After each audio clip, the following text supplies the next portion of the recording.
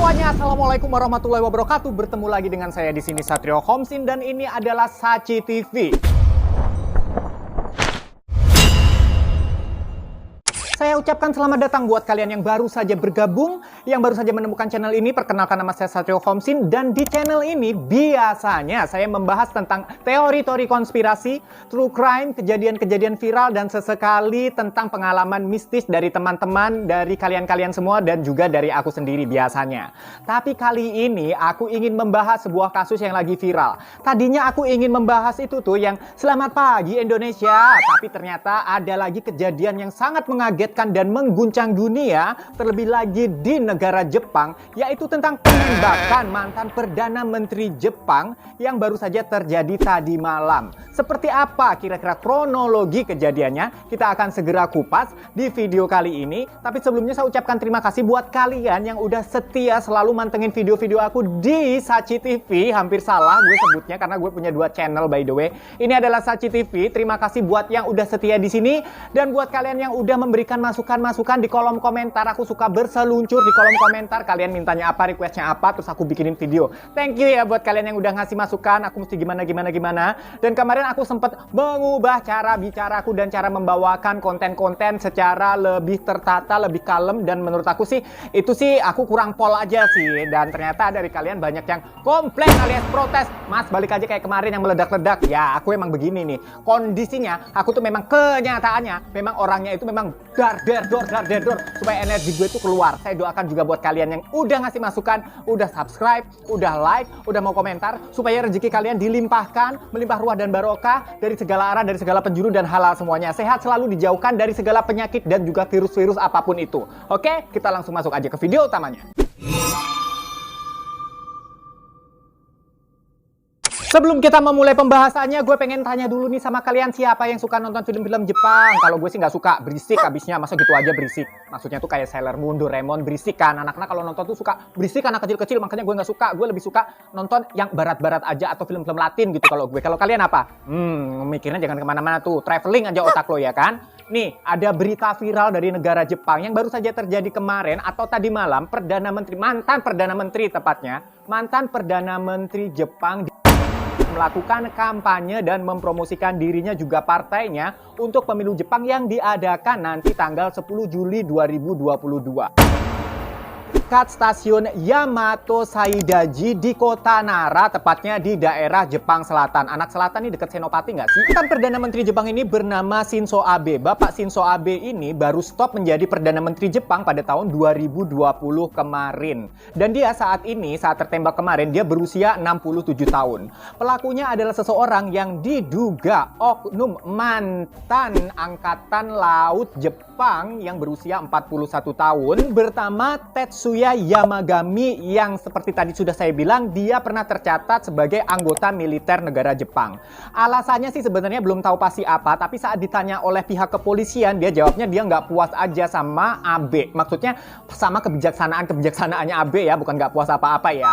Karena memang kebijaksanaan mantan Perdana Menteri ini memang dinilai beberapa pihak itu seperti merugikan atau memberatkan pihak-pihak yang dulunya tuh diuntungkan. Seperti apa sih kebijaksanaannya dan apa sih sebenarnya programnya dia selama dia menjabat sebagai Perdana Menteri Jepang, sehingga sekarang saat dia kampanye itu kayak ada yang menghalang-halangi. Tapi ini dugaan sementara ya guys, karena memang ada juga pihak yang menduga bahwa ini semuanya nggak ada unsur politik. Tapi kalau gue sih nggak yakin. Kenapa nggak yakin? Karena ada satu alasan yang nanti akan saya utarakan di akhir video. Kamu makanya ikutin aja video ini sampai habis ya. Jadi sebenarnya mantan Perdana Menteri Jepang si Bapak Abe ini jarak dekat, dan konon katanya kalau menurut saksi mata itu tuh nggak langsung kena jedar, langsung kena gitu, tapi ditembak tuh sebanyak 2 kali. Tembakan yang pertama dilihat itu meleset menurut saksi mata di sana. Tembakannya kedua baru mengenai punggung sehingga Bapak Abe ini tersungkur di tanah, kemudian baru saksi mata melihat Bapak Abe ini berdarah-darah waktu tersungkur di atas tanah ini, dan sempat dilarikan di rumah sakit, nggak langsung meninggal, dan Bapak Abe ini sempat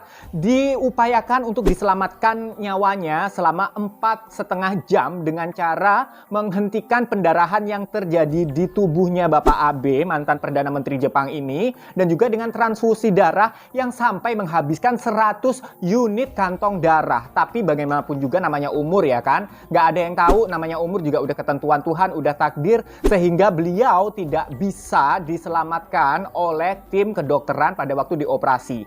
Dan yang aneh adalah, menurut aku ini aneh apa enggak ya? Kalau menurut aku sih aneh, karena katanya kan dia itu kan ditembak ya, tetapi pada waktu dioperasi itu tim dokter itu nggak menemukan ada peluru di badannya. Apa karena dari jarak dekat waktu ditembak jedor pelurunya itu langsung keluar lagi gitu apa gimana? Buat yang paham silahkan ramaikan kolom komentar ya, apa sih kira-kira yang terjadi, kenapa bisa di badannya waktu dioperasi itu nggak ditemukan peluru, padahal kan ya, jelas-jelas kalau ditembak itu pastinya ada peluru di badannya. Tapi karena mungkin, sekali lagi mungkin karena dari jarak dekat pelurunya bisa langsung nembus badannya gitu apa gimana nggak tahu. Soalnya kalau deket-deket langsung suka nembus, ya nggak? Pak Shinzo Abe ini menjabat sebagai Perdana Menteri Jepang di tahun 2006. Tetapi nggak lama kemudian, setahun doang, dia itu mundur dari jabatannya sebagai Perdana Menteri Jepang. Tapi entah kenapa, di 6 tahun kemudian, yaitu tepatnya di tahun 2012, dia kembali mungkin kangen rasanya jadi Perdana Menteri Jepang, atau banyak juga yang menjagokan. Di tahun 2012, dia kembali menjabat sebagai Perdana Menteri Jepang. Kebijaksanaan-kebijaksanaannya antara lain adalah dia itu ingin mengangkat kembali perekonomian negara Jepang yang dinilai saat itu lagi stagnan. Bagus sih sebenarnya ya, makanya dia banyak yang dukung, dan biasanya kalau banyak yang dukung banyak juga yang nggak suka kan, secara kan saingannya kan juga banyak kalau di dunia kayak begini-begini, ya nggak sih? Kemudian dia juga menghapus atau melonggarkan kebijaksanaan yang merupakan pembatasan konstitusi pasifis pasca Perang Dunia II. Ini kalau nggak salah, aku pernah mempelajari bahwa negara Jepang ini dulunya itu sempat sangat menutup diri terhadap negara-negara luar, sehingga dimaksudkan sebenarnya itu untuk melindungi budaya-budaya yang ada ya, supaya dia itu nggak terjajah lagi, supaya menghindari perang lagi dan lain sebagainya. Nah, batasan-batasan seperti ini mau dilonggarkan sama Pak Shinzo Abe ini. Kemudian juga Pak Abe mempunyai mimpi untuk menggalakkan lagi atau menguatkan lagi segala macam nilai-nilai tradisional Jepang yang dia nilai, yang beliau nilai sudah semakin hari semakin terkikis. Karena tahu sendiri kan ya, pertumbuhan Jepang itu luar biasa, apalagi sekarang di era digital, internet, sosmed, mereka anak-anak mudanya itu lebih banyak mengenal budaya-budaya luar dan menciptakan subculture yang menurut aku sih akan, kalau dibiarkan tuh akan meninggalkan nilai-nilai tradisional yang sebenarnya itu kalau orang Jepang di zaman dulu itu sangat memegang nilai-nilai tradisional. Kayak di kita juga biasa kan ya, kalau masih negara timur, masih negara Asia, itu nilai-nilai tradisionalnya itu sebenarnya itu kental banget. Sayang banget kalau ditinggalkan. Nah, makanya sama Pak Shinzo Abe ini, nilai-nilai tradisional seperti ini mau digalakkan lagi supaya anak mudanya tuh nggak ninggalin banget budaya Jepang yang udah cantik, udah bagus gitu loh. Kemudian yang masih sangat diingat oleh masyarakat Jepang adalah pada saat Olimpiade tahun 2016 di Rio de Janeiro. Jadi Bapak Abe ini juga ngotot banget supaya di tahun 2020 Olimpiade di tahun berikutnya, di periode berikutnya gitu maksudnya ya, di tahun 2020 itu diadakan di Tokyo, Jepang, dengan maksud mungkin ya mempromosikan budaya Jepang dan menggalakkan nilai-nilai tradisional yang tadi. Walaupun pada akhirnya dikarenakan pandemi, Olimpiade itu akhirnya mundur setahun kan kemarin, yang seharusnya diadakan di tahun 2020 diadakan di tahun 2021.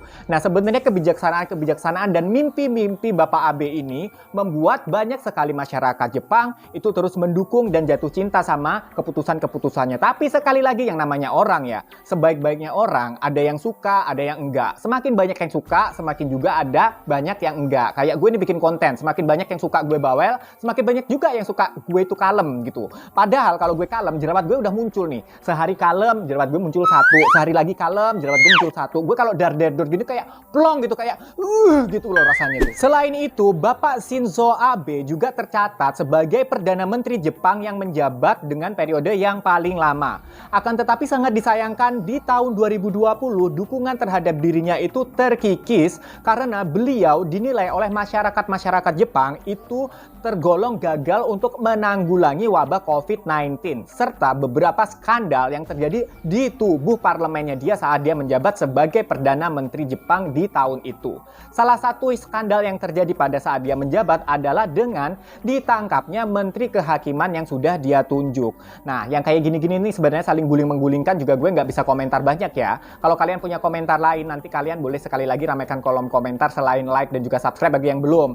Jadi supaya rezeki kalian lancar, supaya gue juga semangat bikin video-videonya. Jangan gue suruh bawel-bawel kalian nggak mau subscribe, nggak mau like, nggak mau komen apalagi. Dosa kalian pada ngerti nggak? Dosa. Tapi emang sih setahu aku ya, beberapa event kayak beauty pageant, gue balik lagi ke beauty pageant, gue nggak bisa jauh-jauh dari dunia kontes kecantikan itu.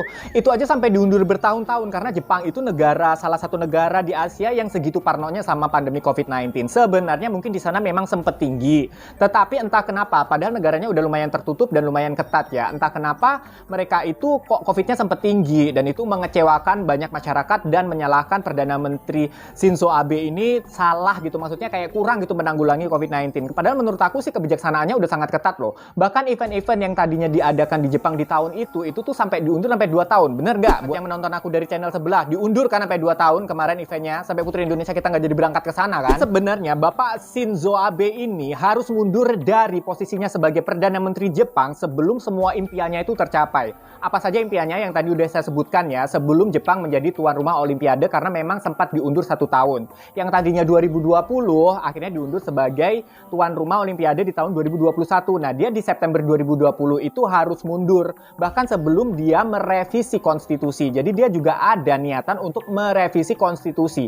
Kenapa sih dia merevisi konstitusi? Aku pikir karena memang keputusannya atau tujuannya ini juga yang mulai mengikis dukungan terhadap dirinya. Nah, mungkin ada berbagai pertimbangan yang membuat Shinzo Abe ingin merevisi konstitusi. Antara lain juga dia ingin sebenarnya menumbuhkan kembali perekonomian Jepang yang dianggapnya stagnan. Selain dikenal sebagai mantan Perdana Menteri paling lama, Bapak Abe ini juga dikenal sebagai seseorang yang mencetuskan Abenomics. Apa sih Abenomics? Ntar kita bahas setelah ini. Dan juga dia memperbaiki beberapa indikator perekonomian negara. Sebenarnya kalau setelah aku baca-baca beberapa artikel, dia itu bagus-bagus aja sih. Tapi kan ya sekali lagi, orang tuh semakin banyak yang suka, semakin banyak juga yang nggak suka ya. Apa sih Abenomics itu? Abenomics adalah sebuah kebijaksanaan yang memfokuskan terhadap stabilitas ekspor di Jepang. Dan Abenomics ini ditetapkan oleh Bapak Abe di tahun 2012 dengan tujuan menstabilkan segala sesuatu kegiatan perekonomian di Jepang. Gue nggak sadar ya, dari tadi ngomel mulu, gue nggak sadar poni gue turun udah kayak Ayushita zaman dulu di Bukan Bintang Biasa tuh. Ini barusan gue benerin. Jadi Abenomics ini selain untuk memfokuskan stabilitas ekspor di Jepang dan juga menumbuhkan kembali perekonomian Jepang yang dianggap stagnan, juga dia diperuntukkan untuk memperbaiki segala instrumen di dalam kegiatan perekonomian di Jepang untuk mengatasi deflasi. Abenomics sendiri terdiri dari 3 poin yang dianggap paling penting. Salah satunya adalah dengan mencetak mata uang tambahan. Yang diharapkan oleh si Bapak Abe ini setelah beliau mencetak atau Jepang ini mencetak mata uang tambahan, jumlah mata uangnya tuh makin banyak sehingga harga barang-barang di sana, harga barang-barang produksi Jepang itu bisa lebih murah yang akhirnya bisa lebih bersaing dengan barang-barang yang bukan produksi Jepang. Kan emang seperti kita tahu kalau barang produksi Jepang itu memang secara kualitas itu lebih bagus daripada barang produksi negara lain kan. Seperti handphone aja, komputer kayak gitu-gitu kan memang Jepang itu lebih bagus gitu kan. Tetapi secara harga kan memang lebih mahal. Dan beliau bercita-cita untuk mencetak mata uang yang lebih banyak lagi supaya harga-harga barang di Jepang, harga produksi barang Jepang itu lebih murah dan lebih terjangkau oleh pasar. Di poin kedua, Abenomics ini bertujuan untuk mencetak uang di pasar. Maksudnya gimana? Jadi ini semua ditujukan agar jumlah permintaan dan konsumsi atas barang-barang produksi negara Jepang itu meningkat.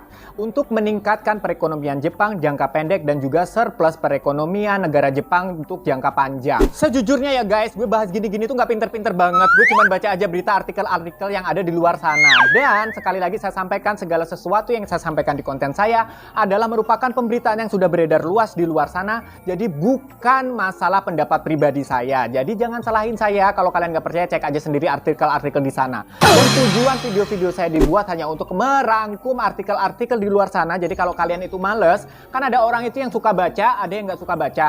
Ada yang sukanya itu visual banget, jadi nonton video. Jadi udah aku rangkumin di sini dengan cara kebawelan gue supaya lebih entertaining aja. Tapi entertaining nggak sih gue? Entertaining kan ya? Ya aja deh biar gue seneng lah, kalian gitu aja nggak bisa bikin gue seneng. Poin yang ketiga adalah dia ingin mereformasi berbagai peraturan di Jepang. Dengan tujuan apa? Agar supaya perindustrian di negara Jepang itu lebih kompetitif dan juga untuk merangsang datangnya investor-investor dari pihak swasta. Seperti tadi aku bilang bahwa selama ini mungkin Jepang itu sangat kualitas banget yang diperhatikan, sehingga secara harga dia itu nggak bisa atau kurang bisa bersaing dengan barang-barang yang diproduksi oleh negara lain. Tahu kan negara mana yang aku maksud? Di mana belakangan ini negara yang aku maksud, tanpa aku sebutkan nama negaranya itu, mungkin kalian juga udah pada tahu dan aku yakin kalian juga banyak tahu, mengeluarkan barang-barang dengan harga yang bantingannya itu luar biasa, sehingga Jepang sebagai Perdana Menterinya, Bapak Abe ini sebagai Perdana Menterinya itu merasa, wah kalau gini terus nih bisa bahaya nih, perekonomian Jepang bisa kalah nih ya. Ini barang-barangnya bisa kalah nih sama negara yang ono. Karena itu dia juga mencari solusi ini dengan cara mencetak mata uang yang lebih banyak lagi supaya permintaan dari pasar itu banyak dan harga barang di negara Jepang itu bisa ditekan. Sebenarnya tujuannya tuh itu. Nah, masalahnya reformasi yang dimaksud oleh beliau di sini, oleh si Bapak Abe ini, termasuk salah satunya adalah reformasi dalam hal pengelolaan perusahaan, termasuk pelonggaran untuk memperkerjakan tenaga kerja dari luar Jepang. Mungkin ini adalah salah satu hal yang memicu terkikisnya dukungan terhadap Bapak Abe saat itu. Karena mungkin dari negara Jepang sendiri lah, kita sendiri orangnya juga butuh kerjaan nih. Gimana kalau misalkan memperkerjakan orang dari luar, masukin ke Jepang, apa nggak kita makin banyak pengangguran nantinya? Mungkin itu ya yang ditakutkan. Kemudian juga memudahkan pihak perusahaan untuk memecat atau memberhentikan pekerja-pekerja yang dirasa kurang efektif. Mungkin dari pihak perusahaan ini menguntungkan ya, pengusahanya teruntungkan dengan kebijaksanaan ini. Tetapi kalau kita lihat dari perspektif pekerja, mungkin ini dirasa dirugikan gitu. Jadi makanya dia juga ada pro kontra tentang keputusan atau kebijaksanaan yang dia buat ini. Serta kebijaksanaan reformasi ini yang lain adalah dengan meliberalisasikan sektor kesehatan dan memudahkan bagi pengusaha, baik itu pengusaha domestik dari Jepang sendiri ataupun pengusaha asing yang mungkin invest di negara Jepang itu untuk mendapatkan bantuan dari negara Jepang. Nah ini nih, juga beliau sempat mau mengesahkan atau mengusulkan, mengesahkan sih ya, karena beliau kan Perdana Menteri ya, jadi keputusan ada di tangan beliau, sejumlah undang-undang untuk restrukturisasi industri dan farmasi, serta beliau juga berniat untuk memodernisasi sektor pertanian di Jepang. Nah sekarang kita kembali ke kasus penembakannya. Sebenarnya menurut saksi mata, pelaku ini berdiri di belakang Bapak Abe dari jarak dekat sebelum akhirnya melancarkan penyerangan atau penembakan sebanyak 2 kali tersebut. Polisi menyelidiki sebenarnya si pelaku ini sebenarnya bergerak sendiri atau berkomplot sebenarnya. Dari kasus ini masih diselidiki ya tentang hal ini sendiri atau berkomplot ini ya. Karena apa? Memang kalau diketahui kalau sendiri itu kayaknya tuh kayak nggak mungkin gitu. Kenapa? Karena memang kok bisa sih orang ini, pelaku ini, nah ini nih yang penting nih. Kenapa pelaku ini bisa tahu kalau hari itu Bapak Abe ini mau datang di Kota Nara? Padahal keputusan Bapak Abe datang ke Kota Nara di Jepang Selatan ini baru ditentukannya itu tengah malam. Nah ini kalau nggak ada orang deket, aku salah ngomong sih sebenarnya gue. Gimana menurut kalian? Jadi sebenarnya keputusan Bapak Abe ini untuk datang ke Kota Nara, Jepang Selatan ini tuh baru terjadi penetapannya itu tengah malam. Jadi harusnya yang tahu tuh hanya orang-orang deket. Tapi kok bisa ada orang bisa mempersiapkan penyerangan dengan sebaik ini? Karena ini lumayan rapi loh ya. Dia bisa berdiri di belakangnya, dia bisa nembak 2 kali sampai tersungkur dan akhirnya berhasil menembak Bapak Abe. Walaupun sempat dilarikan di rumah sakit, sempat meleset juga. Gue juga nggak paham. Ini katanya ini mantan militer tapi nembak dari jarak deket aja, kok kenapa bisa meleset? Ya kenapa nggak langsung dor gitu kan, biasanya langsung kena. Tapi ya maksudnya ya lebih bagus nggak kena juga sih sebenarnya. Tapi kan di sini gue heran aja kalau dia emang terlatih sebagai mantan Angkatan Laut negara Jepang, kenapa dia tuh kok nembaknya itu sempat bisa meleset 2 kali gitu, sempat bisa meleset sekali gitu ya, walaupun yang kedua juga kena sih.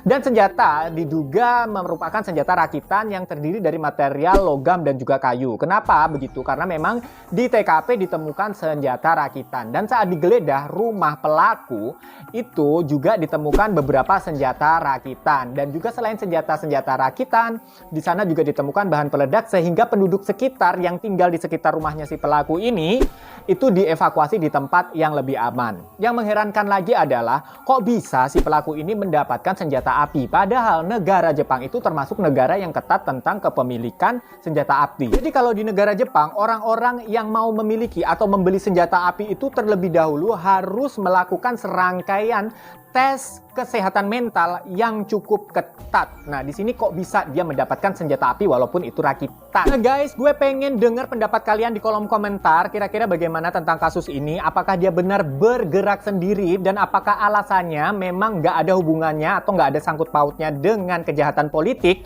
Atau ada? Kalau menurut kalian nih, sebenarnya aku juga punya pendapat tapi nggak mau bilang sih. Kalian ramaikan aja kolom komentar. Sebenarnya ada hubungannya dengan politik apa enggak? Karena kan beliau ini ditembak saat kampanye dan pemilu itu diadakan tanggal 10 nanti loh. Cuman selang 2 hari sebelum pemilu beliau ditembak. Jadi kasus ini terjadi sebelum pemilu 2 hari aja. Ini kan kayak mencurigakan gitu kan ya. Tapi ya ntar kita lah lihat penyelidikannya, kita serahkan sama kepolisian Jepang aja lah. Kalau kita sih nonton film-film Jepang aja lah. Sailor Moon, Doraemon gitu maksudnya ya. Jangan suka nonton film Jepang yang berisik-berisik itu. Nah kemudian gimana menurut kalian? Bahwa Bapak Abe ini sebenarnya ketetapannya untuk mengunjungi kota Nara ini baru diputuskan itu tengah malam. Kenapa dia pelaku ini bisa merencanakan dan tahu kalau Bapak Abe ini datang ke kota Nara dan bisa merencanakan penyerangan ini dari jarak dekat dan cukup rapih gitu. Menurut kalian gimana? Silahkan ramaikan kolom komentar. Thank you banget udah mau nonton video gue sampai habis. Jangan lupa subscribe bagi yang belum, dan bagi yang sudah saya ucapkan terima kasih banyak. Semoga kalian dilimpahkan rezeki halal yang melimpah ruah dan barokah. Sampai ketemu di video berikutnya. Besok aku mau bahas yang Selamat Pagi Indonesia tuh, yang dari kota Apel tuh. Mau kan? Udah ada yang request kemarin, tapi karena ada ini dulu jadi aku duluin ini ya. Sampai ketemu. Assalamualaikum warahmatullahi wabarakatuh. Salam semakin viral.